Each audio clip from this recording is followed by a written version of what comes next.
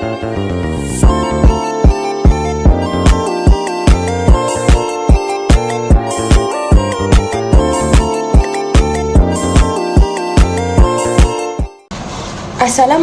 kami dari Kumpulan 5 akan membentangkan jurnal yang telah kami hasilkan, iaitu dengan tajuk Analisis Perkembangan Teori Sastera Malaysia. Abstrak kajian kami ialah menceritakan tentang kemunculan teori sastera yang diperkenalkan oleh sarjana Melayu merupakan satu fenomena yang baru dalam bidang teoretik kritikan dan sastera di Malaysia. Kelemahan-kelemahan teori sastera barat merupakan salah satu punca kemunculan teori-teori sastera Melayu Malaysia bagi melengkapi kekurangan yang ada pada teori sastera barat. Makalah ini bertujuan untuk membincangkan tentang perkembangan teori sastera Melayu. Kami juga memperkenalkan 3 objektif untuk mengkaji tentang tajuk ini, iaitu tentang kemunculan teori-teori sastera Melayu, tentang ciri-ciri teori sastera Malaysia dan kepentingan teori-teori sastera Melayu di Malaysia. Dalam kajian ini kami dapati bahawa kemunculan teori-teori sastera Melayu pada peringkat awal dibawa oleh sarjana Melayu, iaitu Syahnur Ahmad dan Kasim Ahmad. Kajian ini juga menganalisis ciri-ciri teori sastera Melayu yang telah dihasilkan dengan penerapan nilai-nilai Islam, jati diri orang Melayu, keindahan, bahasa dan sebagainya. Selain itu, kepentingan teori-teori sastera Melayu juga memenuhi keperluan dalam bidang kritikan sastera Melayu itu sendiri, yang disifatkan oleh Manasikana sebagai jati diri dan seiring dengan konteks sosial budaya negara ini.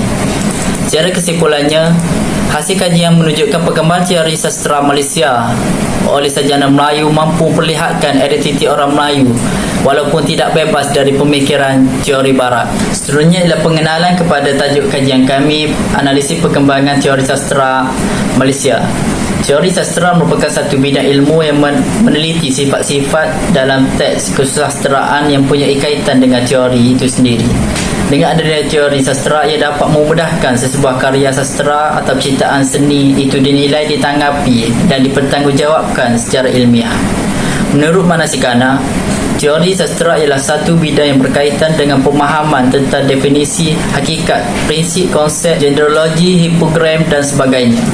Kesusasteraan Melayu di Malaysia pada hari ini semakin berkembang seiring dengan perkembangan teori dan kritikan sastera tanah air yang semakin mendapat perhatian para sarjana dan pengkaji sastera Melayu.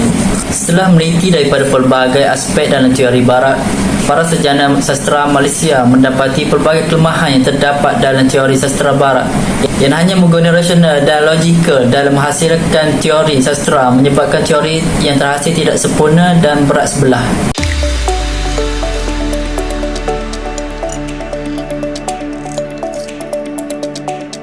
2.0 Latar belakang kajian.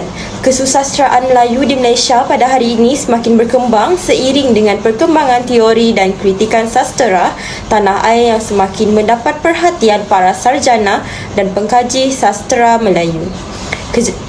Kajian kesusasteraan Melayu pada masa kini banyak menggunakan teori barat dan teori Islam bagi menganalisis karya sastera bersesuaian dengan agama, amalan dan budaya masyarakat Melayu yang sememangnya beragama Islam. Maka teori dan konsep Islam semakin mendapat perhatian dan banyak kajian dilakukan pelbagai peringkat kajian di universiti.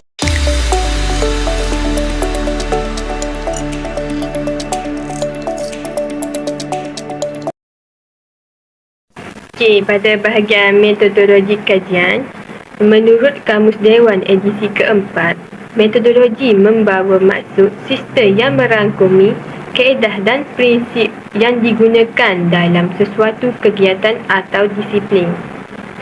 Dalam erti kata lain, metodologi merupakan kaedah dan teknik mereka bentuk, mengumpul dan menganalisis data supaya dapat menghasilkan bukti yang boleh menyokong sesuatu kajian.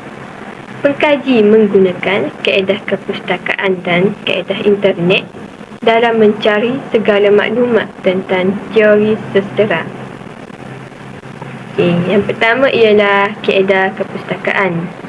Kajian kepustakaan merupakan kaedah yang digunakan oleh seseorang penyelidik atau penulis untuk mendapatkan data dan bukti melalui kajian ke atas dokumen dan rekod-rekod yang sedia ada. Kajian kepustakaan ini berlaku di mana pengkaji merujuk buku, jurnal, majalah dan sebagainya untuk mendapatkan maklumat berkenaan teori sastera. Pengkaji juga beberapa kali pergi ke perpustakaan, iaitu Perpustakaan Tuanku Bainong, UPSI, untuk mencari bahan rujukan. Kaedah ini sesuai kerana bahan berkaitan kajian mudah didapati di perpustakaan yang dikunjungi. Yang kedua ialah kaedah internet. Pengkaji juga telah menggunakan sumber internet bagi mendapatkan maklumat mengenai kajian yang dijalankan, iaitu teori sastera. Antara laman sesawan yang diakses untuk mendapatkan maklumat mengenai kajian ini seperti Google Scholar bagi mencari jurnal yang diiktiraf. Rujukan daripada sumber internet ini dapat membantu pengkaji untuk memperoleh maklumat yang lebih luas dan terkini mengenai skop kajian.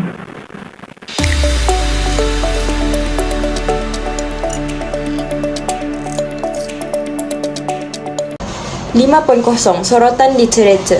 Alam haiwan dan tumbuhan dianggap sebagai hasil cetusan pengarang bersumberkan pengalaman, pemerhatian, kepekaan dan pengetahuan masyarakat Melayu yang diperoleh melalui aktiviti kehidupan seharian. Awang Azman menemukan bahawa poetika sastra Melayu dengan perspektif pribumi, pengetahuan lokal yang dipertajamkan, ruang kajian yang luas, memanfaatkan sastra lisan dan bertulis, setiap bangsa memiliki poetika. Pembinaan teori dan teks dan pembinaan teori tempatan adalah tindakan di negara pasca kolonial.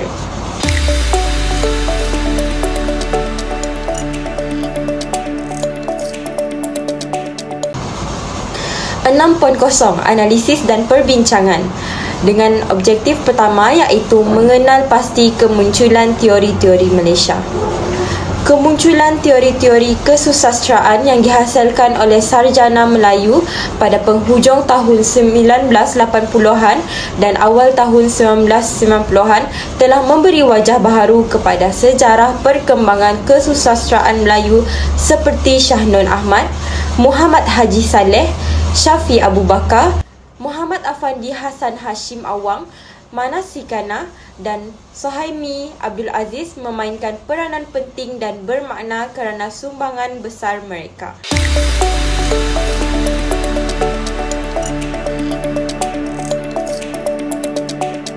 Objektif kedua ialah menganalisis ciri-ciri teori sastra Melayu Malaysia.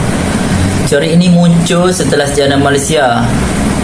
Teori ini muncul setelah sejarah Melayu membuat penyelidikan ke atas teks kesusastraan dengan menggunakan teori sastra barat.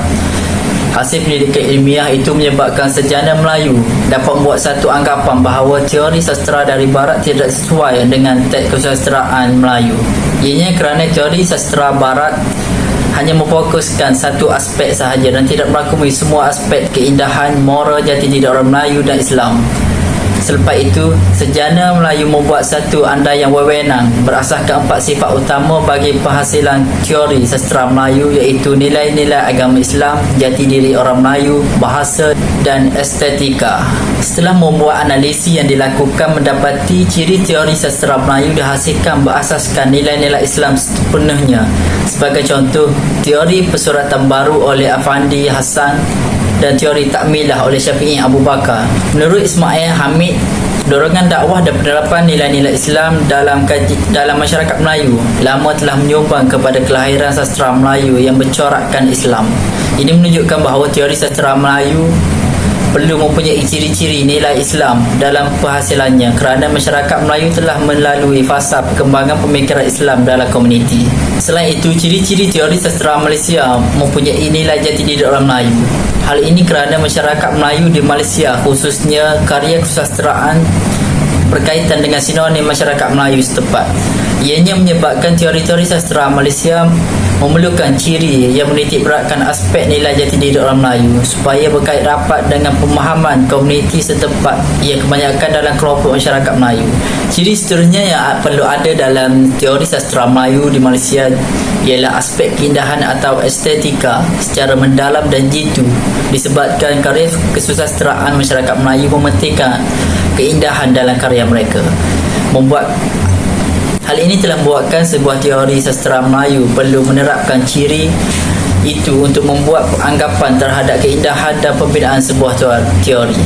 Teorika yang terhasil dari sejarah Melayu merupakan kesinambungan dari teori sastra Barat, tetapi membawa reformasi yang baru bagi menyesuaikan dengan permintaan sastra Melayu di Malaysia.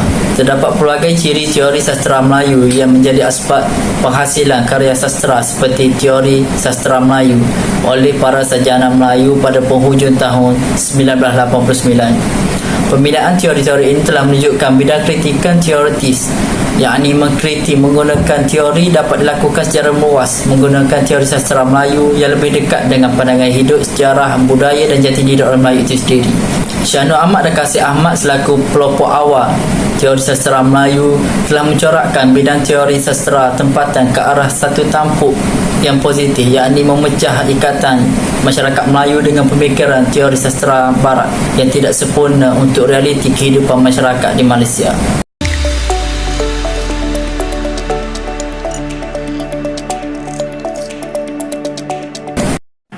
Okey, analisis dan perbincangan. Dalam bahagian ini, yang ketiga ialah kepentingan teori sastra Malaysia. Menurut A. Halim Ali, dalam bukunya Intisari Teori Sastra Barat dan Malaysia 2020, muka surat 179, menurutnya ialah keperluan kepada teori kesusastraan Melayu berkait rapat dengan kegiatan kritikan sastra Melayu itu sendiri.